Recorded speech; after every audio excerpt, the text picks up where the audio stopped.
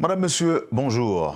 Bienvenue à la rubrique Le Point de Radio et Télémétropole. Merci de votre fidélité, merci surtout de l'intérêt. Nous allons parler ce matin de cette retraite, la première, lancée par le Comité national sur les restitutions et réparations en Haïti. C'est un événement d'importance puisqu'il vise à faire avancer les réflexions sur les réparations et la restitution. L'invité de ce matin, le recteur de l'Université d'État d'Haïti, le professeur Fritz Deshommes. Professeur Deshommes, bonjour, bienvenue sur Métropole. Merci d'accepter d'être avec nous ce matin pour nous aider à comprendre le dossier des restitutions et réparations. Bonjour Wendell, bonjour à tes auditeurs et téléspectateurs. Un plaisir d'être avec vous ce matin. Quand nous disons première retraite, pourquoi une retraite? Une retraite, c'est parce que c'est quelque chose que nous faisons entre nous, entre les membres du comité, qui se réunissent pour discuter, pour approfondir leurs réflexions sur les différentes facettes de la thématique des restitutions et des réparations, pour également affiner notre argumentation et également pour élaborer une feuille de route pour justement mener cette bataille pour la restitution des rançons que le pays a dû verser au 19e et 20e siècle, et également pour obtenir réparation des torts liés à l'esclavage et au colonialisme. Donc, la retraite, c'est une démarche interne de réflexion entre nous avant justement de nous exposer au grand public. Quand vous dites entre nous, vous entendez par là, vous, membres du comité national, ou bien est-ce qu'il y a d'autres acteurs, d'autres secteurs qui ne font pas partie du comité, qui participent à cette retraite? Alors, nous, c'est d'abord les membres du comité, et les membres du comité sont des professeurs de l'Université d'État d'Haïti, des professeurs et des chercheurs d'autres universités haïtiennes et étrangères. C'est également des collègues de la société civile, et ça concerne également la société civile haïtienne et la société civile de notre diaspora. Et donc, essentiellement, c'est la composition de ce comité national. Maintenant, nous avons des invités très spéciaux, des collègues qui ne sont pas membres du comité, mais qui peuvent partager avec nous des réflexions. Et ils sont 4 ou 5 amis d'Haïti et de la diaspora qui vont également nous faire des présentations pour nous permettre d'affiner nos réflexions. Professeur Deshommes, récemment j'ai entendu ou encore j'ai vu des avocats annonçant leur intention d'intenter une action en justice contre les pays concernés, la France d'un côté et les États-Unis aussi, évidemment pour un autre tort, pour un autre sujet. Est-ce que vous pensez que, en référence à ce que nous avons comme données, il y a de fortes chances que cette démarche puisse aboutir? Bon, alors nous, au sein du comité, nous sommes très confiants. Bien entendu, nous n'avons pas encore la feuille de route complète. Quelle partie va être consacrée à des négociations avec les puissances concernées quelle autre partie va être laissée au juridique. Mais cela dit, nous encourageons tout mouvement, toute initiative qui tend à obtenir restitution et réparation.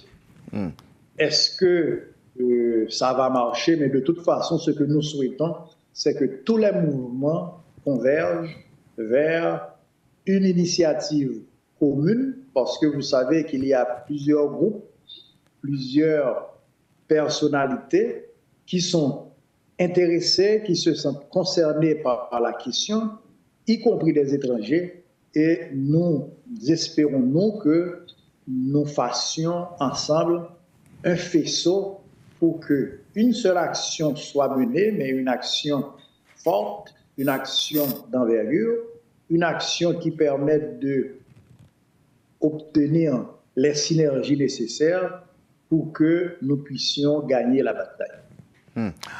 Nous parlons, professeur, de la dette de l'indépendance, nous parlons de rançon, d'autre part d'indemnité de guerre. C'est vrai que nous ne sommes pas encore mis d'accord sur les termes à privilégier, mais pour l'édification du public, est-ce que vous ne pourriez pas nous revenir sur la rançon, est-ce que s'agissait de rançon ou d'indemnité de guerre? Qu'est-ce que nous devons retenir? Bon, alors les juristes préfèrent parler de la rançon que nous avons payée pour la reconnaissance de notre indépendance, parce que l'acceptation de Boyer et de ses collaborateurs a été obtenue sur la base d'une menace, parce que lorsque le baron de Macron entré en Haïti, il était à la tête d'une flotte bien et solide, et il y avait la demande très claire: ou vous signez, ou nous envahissons le pays. Alors, ça c'est ce qu'il est convenu d'appeler la dette de l'indépendance, mais comme je vous dis, les juristes préfèrent parler de la rançon de l'indépendance. Alors, c'est cette rançon qui est peut-être la plus connue, la mieux étudiée, mais notre groupe est également concerné par d'autres rançons que le pays a dû verser. Par exemple, quand nous étudions l'histoire d'Haïti, on nous parlait de l'affaire de l'amiral Rubalcaba, de l'affaire du capitaine Batch, de l'affaire Luders. On nous a parlé également de ce stock d'or que les Américains sont venus chercher à la Banque centrale. Et tout ceci fait partie des rançons que le comité va aborder, et parce que justement, ce sont des versements que le pays a dû faire sous des menaces. C'est pas quelque chose qui a été négocié entre deux États, qui négociaient de manière égale, à statut égal. Donc, il faut justement parler de rançon, et c'est pour ça que nous demandons que ces rançons nous soient restituées, parce que les conséquences économiques, sociales, politiques de ces rançons sont très grandes, très fortes, et nous les payons encore aujourd'hui. Nous avons tout lieu de croire que si notre pays se trouve dans cet état, c'est parce que nous avons dû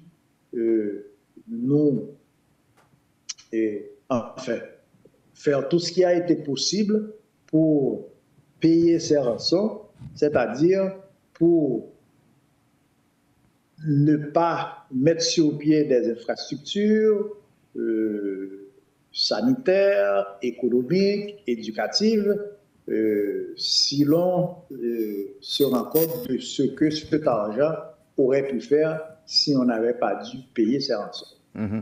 Bon, il est vrai qu'on ne ne doit doit pas... Vous rappelez par exemple que nous avons dû passer plus d'un siècle à le payer. D'ailleurs, on parle de la double dette. D'abord, c'est un argent que nous n'avions pas. Nous avions dû prêter, emprunter de l'argent de banques françaises pour arriver à payer cette rançon. Et les historiens, les économistes estiment que ça a duré jusqu'en 1947, de dette en dette, d'emprunt en emprunt.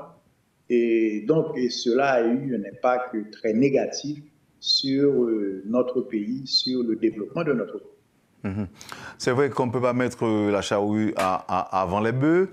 Et une feuille de route sera élaborée au terme des discussions. Est-ce que, même avant cette feuille de route, est-ce que vous prévoyez comment ou encore quelle forme d'accompagnement vous entendez avoir de la part du gouvernement? Bon, il faut dire d'abord que le travail que nous faisons sera remis à la fois à l'État et à la société civile. C'est-à-dire que nous allons construire une argumentation, nous allons proposer une feuille de route, mais dans ce cas précis, dans ce cadre précis, et il y a des choses que seul l'État peut faire. Ça prend une négociation dans un premier temps d'État à État, et c'est l'État haïtien qui doit se mettre en avant. Et s'il y a de l'argent qui sera versé au titre de cette restitution ou de ces réparations, ce sera à l'État de recevoir cet argent. La seule chose, nous avons le devoir de veiller à ce que cet argent ne soit pas dépensé à la mode CIRH ou à la mode Petro-Caribé. L'État est un acteur, devra être un acteur majeur dans ce processus, et c'est l'État qui devra intervenir pour négocier avec la France, pour aller en justice si nécessaire, pour obtenir l'appui d'autres États du monde. L'État est fondamental dans le processus. 21 milliards, c'est beaucoup d'argent, professeur. Est-ce que vous pensez que nos gains moyens nécessaires pour nous forcer, monsieur, restituer l'argent ça, la France? Alors, 21 milliards là sont minimum, parce que 21 milliards là, c'est qui été faite en 2003-2004, et le président Aristide a posé problème. Alors, entre-temps, il y a d'autres calculs qui sont faits par des économistes très réputés. Par exemple, quelqu'un comme Thomas Piketty, qui est un grand économiste français. Il y a eu les calculs faits par des économistes engagés par le New York Times. Et aujourd'hui, on parle d'une fourchette de 21 à 115 milliards de dollars. Alors, ça qui est intéressant dans la question, c'est que le président Aristide a parlé de 21 milliards. Bon, tout le monde était un gens sceptique, a demandé au côté chiffre mathématique. Et effectivement, son chiffre que des fonctionnaires, des cadres de la Banque centrale étaient calculés. Alors, la bonne nouvelle, c'est que les autres économistes que nous considérons comme plus prestigieux, plus pointus, ils ont même rentré dans la cause, mais calcul montré que calcul Haïti était fait, calcul 4 banques centrales était fait dans l'époque ça, c'était des calculs justes. Par exemple, et le New York Times, il y a 2 ans, publié un gros dossier sur question, et le New York Times estimait montant actualisé rançon, c'est-à-dire en tenant compte des taux d'intérêt, en tenu compte des manques à gagner, des déficits en termes de développement, en termes de développement économique, de développement culturel, en termes de niveau d'éducation, en termes même de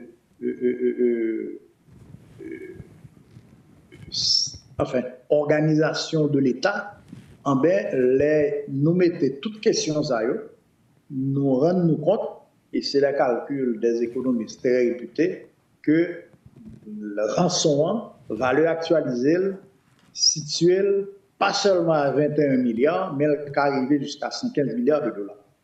Maintenant, pour revenir à ta question, Wendell, est-ce que nous avons une capacité de dépenser l'argent ça? Oui, c'est vrai, sans pile l'argent. Mais, soit regarder ça, nous avons un pays comme déficit. Soit regarder qui distance qu'il y a entre situation aujourd'hui de l'école Timoun, combien de Timoun à l'école, qui ça pour nous faire pour nous arriver faire en sorte que tout Timoun à l'école suivant Jean-Constitution Mandela. Par exemple, pas oublier que la Constitution fait de l'éducation un devoir de l'État et des collectivités territoriales. Tout Timoun a droit à l'école, mais il a droit à l'école gratis. Pas oublier que nous sommes pays en panne d'université, c'est-à-dire le taux que nous gagnons d'universitaires par rapport à la population, c'est très, très dérisoire. Pas oublier question la santé, pas oublier question infrastructure pays, question route, question courant, question de l'eau. Donc, en fait, ce n'est pas besoin qui pas gagné dans le pays pour dépenser l'argent. Maintenant, comme nous dit, il faut nous faire tout ça possible pour que l'argent bien dépensé, pour que ça fait dans la transparence et pour que ça, l'argent à dépenser là-dedans, c'est vraiment des priorités pays et que même si son l'argent bail sous plusieurs années, sous 10 ans, sous 15 ans, sous 30 ans, mais il faut que nous mettions en situation pour que l'argent baille, mais tout pour que les bien dépensé. Et c'est l'une des raisons pour lesquelles nous ne pas parler seulement de l'État, nous parler seulement de la société civile. C'est l'une des raisons pour lesquelles tout, dans le groupe noir, nous pas seulement des académiques, des universitaires, mais la société civile là présente. Et nous gagnons avec nous des appuis, non seulement d'Haïtiens, mais d'étrangers, y compris de Français. Donc, pour voir comment, justement, on a mené bataille ça pour nous arriver gagner, mais gagner pas seulement dans l'argent, mais gagner, bien dépenser l'argent et amorcer sérieusement le développement pays. Alors, l'autre aspect pour nous garder sous question ça t'a doué. Alors, c'est vrai que le pays a reçu un pile aide, et Haïti est le pays le plus aidé par tête d'habitants. Mais laissons l'argent aide qui passe par conditionnalité, fonds monétaire, banque mondiale ou par des conditionnalités bilatérales, ou pas faire sauver l'argent. Le plus souvent, on fait ça, mon qui boit l'argent doué. Donc là, c'est adoué, l'argent que nous avons gagné autonomie pour nous dépenser. Pour nous dépenser, là, veut dire que nous faisons ça de manière absolue. Mais c'est que ça va nous un levier, une marge de manœuvre pour que nous pensions sérieusement au développement pays, pour nous penser qui j'ai dépensé, à qui rythme n'a dépensé, ça n'a pas avec, et pour le faire en transparence et en efficience. D'abord, mais avec vous rapidement, professeur, tu es un président français qui te reconnaît que la France a une dette morale pour Haïti. Et de nous comprendre qui ça doit impliquer une dette morale. Ça t'a dit? Bon, alors moi, je me rappelle effectivement, c'était le président François Hollande qui, pendant les Martiniques, enfin, les Antilles françaises, et c'est d'abord reconnaître que la France a une dette vis-à-vis d'Haïti et que la ville paye dette là. Maintenant, dans un deuxième temps, c'est dans un deuxième temps parler de dette morale. Bon, pour moi, une dette morale là, pas de rien. Une dette morale là, bon, alors, nous avons l'argent nous bail dans de mauvaises conditions, nous avons rançon que nous payons, que Kembe même obligé de payer. Donc, nous pas dans la morale. Nous dans la morale tout. Nous dans l'éthique tout. Mais justement, gagner des actions très concrètes. Bon, l'argent servi à enrichir un pays, la France, de manière précise, et à mettre misère dans l'autre pays. Donc là, nous ne sommes pas seulement dans des questions théoriques, morales, etc. Non, parce que, bon, sous rappelez au dossier New York Times là, New York Times déterminait de manière très claire certains grands travaux français que l'agent Haïti PIA permettent de réaliser. Par exemple, il parlait de la Tour Eiffel qui c'est une infrastructure de prestige de la France qui accueillit, enfin, qui reçoit en pile touristes. C'est-à-dire, bon, l'argent de manière concrète, l'argent servi à enrichir les uns pour déposséder d'autres. Donc, d'être là, pas simplement moral, conséquence n'est pas seulement morale. Nous pas le proposant, professeur, nous retournons d'après mes avec vous. Haïtiens qui a regardé dans le même sens, dans la même direction, avec le Comité national sur les restitutions et réparations en Haïti, qui gens haïtiens sont capables de faire bloc, quelque chose à côté où il est avec le comité. Moi, je dis bien, oui, haïtiens qui a regardé dans le même sens, dans la même direction, avec vous. Qui gens étaient capables de faire front commun ensemble avec le comité pour que des marches globales soient capables de porter résultats ou bien aboutir. Nous avons réfléchi pour nous, là nous tournons, on va nos réponses là, nous allons observer pause là. Encore une fois, merci de votre disponibilité, professeur Fritz Desormes. À tout à l'heure. Poursuivez, madame, monsieur, la rubrique. La rubrique Le Point de Radio et Télémétropole. Le recteur de l'Université d'État d'Haïti, le professeur Fritz Desormes, est l'invité de ce matin, avec qui nous évoquons ensemble la démarche visant les restitutions et réparations en Haïti. D'ailleurs, le Comité national sur la question tient sa première retraite de travail du 17 au 20 octobre. On observe la pause et à tout à l'heure. Le Point est une courtoisie de Unipièce et Lissa Loto. Bienvenue à la deuxième partie de la rubrique Le Point de ce matin avec le professeur Fritz Desormes. J'ai lancé une question, professeur, me dit que qui gens haïtiens qui a regardé dans la même direction avec le comité, qui sont capables de faire, par exemple, pour faire front commun avec le comité? En tout cas, vous trouvez son question très importante parce que il y a un objectif comité, c'est que nous arrivions vraiment toucher le plus de monde possible, le plus d'Haïtiens possible, étrangers tout, parce que question, pas une question seulement qui concernait l'Université d'État d'Haïti, il n'est pas concerné seulement nos professeurs et nos étudiants, c'est une question nationale qui gagne comme enjeu le développement de notre pays, la reconquête de dignité, de fierté nationale, et sont questions qui intéressaient tout Haïtien, et on a dit même dans un certain sens toute l'humanité par rapport à l'importance Haïti pour tous les continents et pour l'humanité en général.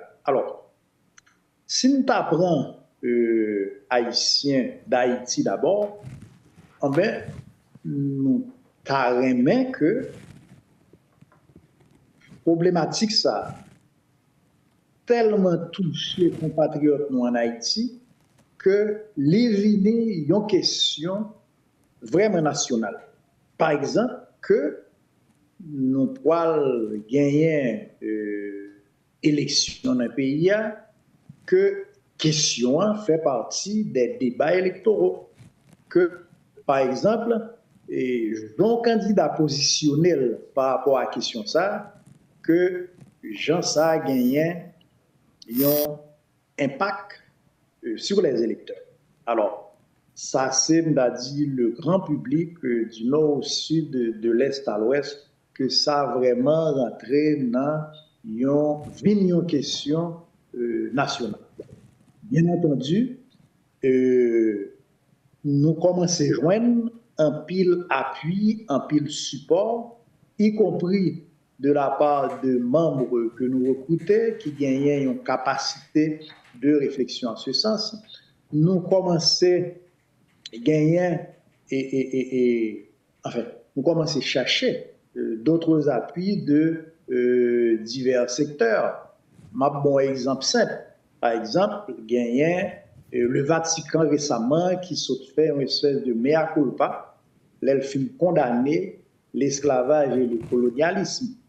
Il est peut-être bon que les catholiques d'Haïti, à commencer par les dirigeants catholiques, la conférence épiscopale, la conférence haïtienne des religieux, en ramassent ces questions ça à l'occasion de cette déclaration de condamnation du Vatican et le comité à Jarret. Et ceci, c'est à douer même bagaille pour toute association qui vient dans le pays, tout groupe qui a réfléchi sur devenir un pays pour que vraiment le pays question vienne une question nationale. Alors, un point m'a souligné qui est très important, c'est pas nous-mêmes seulement, heureusement, c'est pas nous-mêmes seulement qui avons réfléchi sur la question, et c'est une bonne chose que d'autres groupes, des ONG, d'autres personnalités gagnent une réflexion sur la question et à chercher faire avancer. Maintenant, nous-mêmes, dans le comité, nous privilégions vraiment l'action commune. Nous privilégions tout processus, tout mécanisme qui est en place pour que, même si chaque groupe, chaque association a une autonomie, mais sous question ça, nous avons gagné des actions vraiment communes. Maintenant, ceci est également valable pour la diaspora. La diaspora a déjà commencé à nos participations dans le comité. Mais tout, diaspora, il y a plusieurs autres gens qui agissent, pas seulement dans les réflexions. Par exemple, nous commençons, alors dans des pays tant que la France, les États-Unis, nous avons une diaspora qui commence à avoir un poids. La diaspora a un droit et permettre de nous faire contact, ou même tout faire contact là de manière directe avec des groupes en France qui a appuyé question et sensibiliser sur nécessité que la France congesse et d'autres puissances arriver à comprendre nécessité que pour un peu montrer vraiment que yo intéressé à des questions qu'il y a prôné tant que les droits de l'homme, les libertés publiques, tant que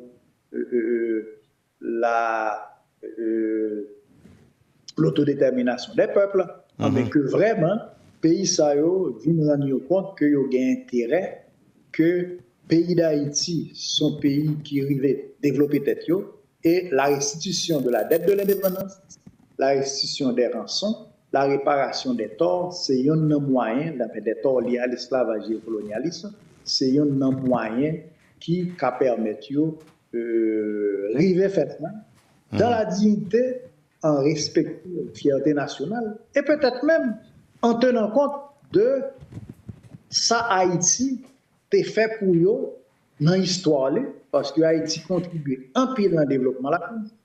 Haïti contribue en pile dans le développement des États-Unis parce que pas oublier que la seule guerre de l'indépendance haïtienne a permis aux États-Unis de doubler leur territoire.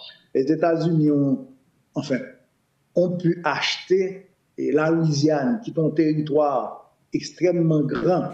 C'est parce que Napoléon était dépité. Les Napoléons ont perdu Saint-Domingue. Ils sont obligés de quitter le grand projet de colonisation de l'Amérique que le gagné.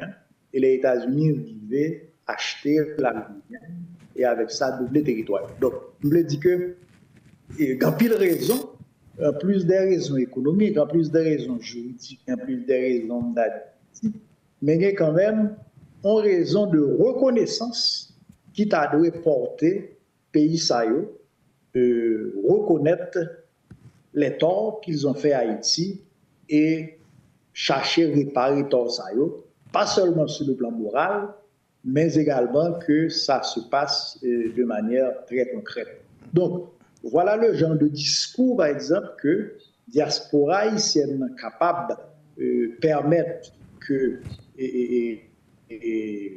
autorité grand pays ça y est. Attendez, sans compter aussi le fait que, par contre, nous rappelons dans tout le pays, Haïti est considéré comme une singularité, comme un mauvais exemple que l'autre monde pas doit suivre. L'autre monde, c'est-à-dire des pays comme Martinique, Guadeloupe, c'est ça a été bail comme prétexte pour ne pas demander l'indépendance, c'est-à-dire nous avons dit qu'ils font pour quitter Haïti dans un état tellement déplorable que les pavines paraissent comme exemple. C'est le même phénomène dans tout avec les États-Unis qui, pendant Haïti indépendant, les États-Unis étaient encore un pays esclavagiste. Donc, et Haïti était vraiment un mauvais exemple pour les Noirs esclaves des États-Unis, pour les Noirs esclaves d'autres pays, pour les colonies françaises, tant que la Martinique et la Guadeloupe. Donc, pendant tout le 19e siècle-là, c'était la chanson qu'on chantait. Également au XXe siècle, même si Haïti n'a jamais suspendu, défendre liberté, indépendance, tout pays dans le monde, donc nous avons dit que, je dis, nous en 21e siècle, Haïti, menace Haïti était représentée, certains va représenter la porte. Donc, nous pensons que bon moule qui peut changer, bon patron pour transformer, que toutes les idées, tous les idéaux des droits de l'homme, de l'autodétermination des peuples, de droit au développement des peuples, mais tout ça, ça doit rentrer dans un nouveau paradigme, dans un nouveau récit pour que, justement, les pays, les anciens colonisateurs, de tout acabit, de toutes sortes, et si on a parlé d'aide de l'indépendance dans la France de manière très précise, il va conscientiser à sens, vrai sens de ensemble de valeurs, d'idéaux qu'il y a prôné à travers le monde. Et même plus, professeur, dans le sens que, en plus de la dette de l'indépendance, il y a aussi l'esclavage. D'ailleurs, à travers la loi Taubira, la France t'a dit qu'il reconnaît que c'est un crime contre l'humanité. Et ce crime contre l'humanité, lui-même commencé, on dit, depuis le débarquement de Christophe Colomb avec tout ça, nous connaît que les autochtones étaient subis.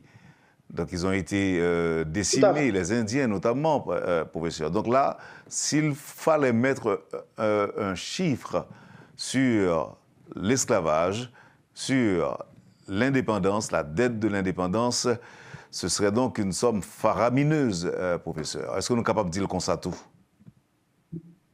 Une somme faramineuse, et bien content que vous entrez dans la question ça, parce que justement, et c'est là que l'intégration d'Haïti, l'intégration récente d'Haïti au comité des réparations de la CARICOM, c'est là que l'intégration ça prend tout sens. Parce que pays CARICOM, depuis 2013, commençait à réfléchir sur la question de manière très sérieuse. Et il y a gagné justement ce comité des réparations que Haïti fait rejoindre. Et le comité ça, justement, gagné une feuille de route en 10 points. Et l'air parlé justement de réparation, ils ont considéré les réparations depuis justement la conquête de l'Amérique par Christophe Colomb et l'Espagne, le Portugal, etc. Et réparation concernait non seulement l'esclavage, non seulement le colonialisme, enfin pour nous, Français, mais également depuis 1492, depuis le génocide que les Indiens ont subi, et dans toute Caraïbe, le génocide ça a également existé, et tout l'or l'Espagne prend en Haïti, et tout ça concernait justement la question de la réparation. Donc, c'est l'esclavage, c'est santé dans le pays à les répartimiento, c'est également la conquête de l'or, enfin, si nous étions dans Haïti, mais ça concerne toute la Caraïbe, et c'est tous les torts que le colonialisme a causé à notre pays. Alors, effectivement, il y a même des calculs qui commencent à être faits sous question ça, même si nous pouvons, en dans le comité, analyser les calculs qui fait sous réparation dans ce sens-là, mais là, nous parlons dans des ordres de milliers de milliards de dollars. C'est ça les premiers chiffres montrés. Alors, on dit tout que mouvement réparation n'est pas seulement concerné Haïti, n'est pas seulement concerné la Caraïbe, il concerne également l'Afrique très présent dans le dossier ça, et il concernait toute la diaspora africaine. C'est-à-dire, par exemple, l'autre jour, il y a peut-être 3 mois, j'ai participé au Brésil à un colloque international qui était regroupé, ça y est, la diaspora africaine, qui justement était pour réfléchir sur comment les descendants de l'Afrique qui répartis à travers tous les continents, essentiellement à travers le continent américain, comment pour nous mettre tête nous ensemble, pour nous réclamer réparation des torts de l'esclavage et du colonialisme, mais également, au niveau des pays comme Haïti, comment ça se présente, mais également au niveau d'autres pays latines, côté que aux grandes populations noires qui sont populations qui pas majoritaires, mais qui existaient quand même et qui subissent des torts et qui subissent des discriminations, qui continuent à subir comment justement cette réparation se présente. Alors, pour pays ça, réparation, li concernait non seulement les anciens colons, mais également les concernait l'État dans lequel ils vivent, si on parlait de pays tant que le Brésil, tant que le Honduras, tant que l'Argentine. Donc, ce mouvement de réparation, lui, concerné en pile pays dans le monde, c'est un mouvement mondial avec cette singularité haïtienne de la dette ou de la rançon de l'indépendance. Donc là, professeur, on est en droit de dire, professeur, que ce dossier, s'il aboutit, risque de provoquer un chambardement de l'ordre mondial actuel. Maintenant, on peut le dire, mais alors, ça me devait souligner, c'est la singularité d'Haïti par rapport à la question de restitution. C'est-à-dire, tout l'autre pays a un droit à réparation pour les torts causés à l'occasion de l'esclavage et du colonialisme. Mais Haïti, c'est le seul pays qui arrive prendre l'indépendance dans les conditions que nous connaissons,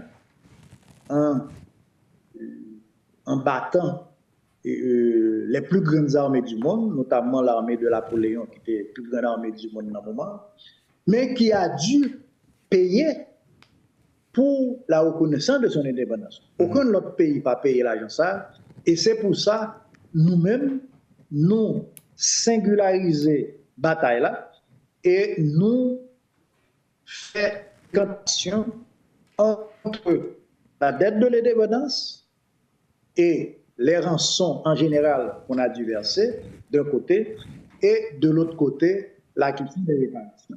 Même quand nous sommes capables de mettre mouvement restitution dans le même cadre global des réparations, mais spécificité question haïtienne, il faut nous faire ressortir parce que, alors ça veut dire, et pour répondre de manière très précise à la question posée, question restitution, il doit résoudre longtemps avant question réparation, vienne prendre cher, vienne gagner un certain succès à travers le monde. Même si, alors, il faut quand même préciser que il y a des exemples de réparation qui fait déjà pour des pays très précis, par exemple l'Italie par rapport à la Libye. Comme dit tout que même aux États-Unis, question réparation posée pour les Noirs américains et déjà gagné des débuts de réparation qui commencent à être faits par l'État américain ou bien des États locaux américains par rapport à leur population noire. Deux petites questions, professeur, pour nous finir dans 3 minutes.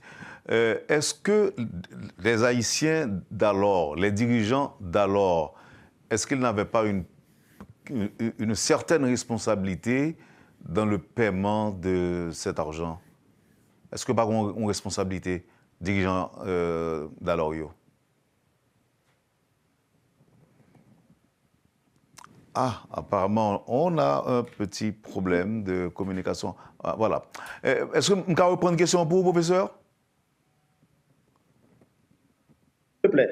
Oui. Moi, je dis, est-ce que les dirigeants d'alors, ils n'ont pas une certaine part... Reprends pour moi, s'il te plaît. Oui.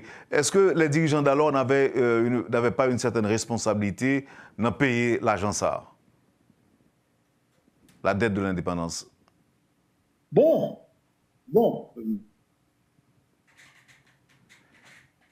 T'as dit qui est posé. Et bon, dans pile et tu gagné de gros débats sur question. Et t'as dit que c'est bon question pays à pas de gens admettre. Bon, dans pile débat qui fait sur qui raison doit être gagné pour accepter ça, ça te mettait des crises au sein même du gouvernement. Et au cours de l'histoire nationale, question était toujours posée, il y a même des gouvernements qui étaient décidés de ne pas payer des bails comme ça, tu vois. Bon, c'est vrai qu'on peut analyser la question sur cet aspect. On peut même analyser la question sur d'autres aspects de la corruption qui s'est mise de la partie tout au cours du paiement de la dette, des différents points qu'on a dû faire. Oui, ben, c'est des questions très légitimes qu'il faut reconnaître. Cela dit, de manière globale, et ce qui pour moi est important de retenir, c'est que nous payons l'argent sous base menaces âmes et son l'argent qui est illégitime, quels que soient les erreurs qu'on ait pu commettre nos dirigeants dans le moment ça. Quelle que soit l'évaluation que tu as fait de situation, il y a des gens qui disent, bon, c'était bon de payer la dette parce que ça bat nous enfin, nous ne pas obliger peu un retour offensif des Français. Il y a un pile monde, et c'est effectivement la majorité, qui dit que pas de raison pour nous payer, parce qu'à l'époque, nous étions encore une puissance militaire, nous aurions pu résister à la France, d'autant plus que la France était commencé déjà sous la grabat dans le moment ça. Bon, le fait est que nous payons. Mais qu'on est là, il faut que vous remettez nos cobs là. On a fini, professeur, avec retraite là, qui peut-être baille occasion pour nous réfléchir et qu'on ait dans quel sens nous devons diriger réflexion vers restitution et réparation. Si tu as des gens qui, pendant la retraite là, du 17, c'est-à-dire depuis hier, pour arriver 20 octobre, si tu as des gens, que ce soit en Haïti, mais qui ont des dossiers, des documents, qui ont des réflexions, que tu as même produit à nous, par quel courroie, par quel circuit, ils sont capables de faire nous joindre réflexion par eux, quel que soit côté hier, que ce soit en Haïti ou bien à l'étranger, mais comme dossier a concerné tout le monde, qui ça pour faire, comment il fait pour joindre nous?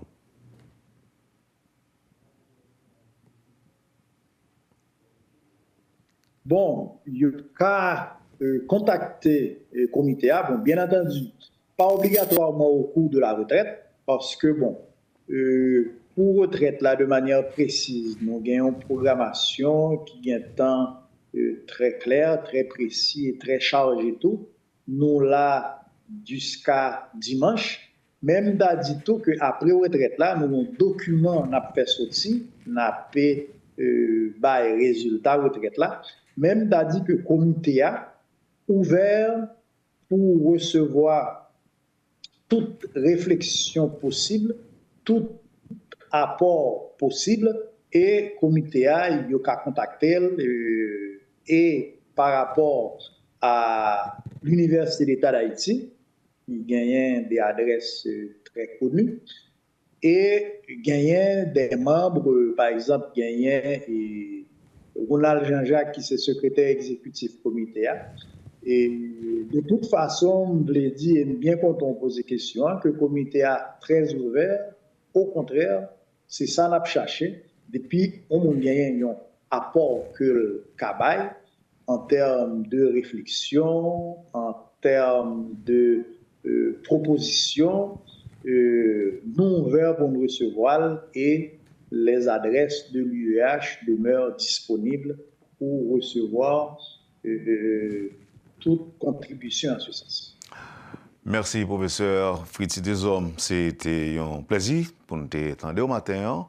Et sous question ça, dans l'occasion retraite que le Comité national sur restitution à réparation a organisé du 17 au 20 octobre. Nous souhaitons bonne chance et surtout succès, professeur Fritzi Desormes. Merci Wendell, c'est pour merci de l'occasion pour expliquer ça n'a pas fait. Peut-être qu'après l'émission, ça n'a besoin plus de monde qui touchait, plus de monde qui intéressé à la question. Merci encore. Et je dis tout que, alors, bon, je profite de dire, nous croyons en pile dans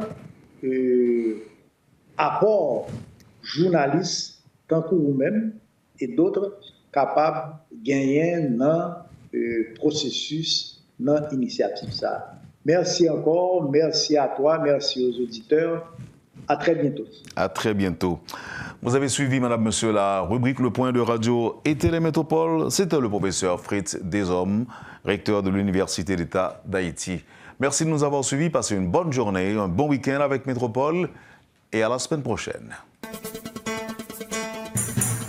Quand les nouvelles s'affolent, Métropole fait le point. Le point tous les matins, simultanément sur Radio et Télémétropole. Le point est une courtoisie de Unipièce et Lisa Loto.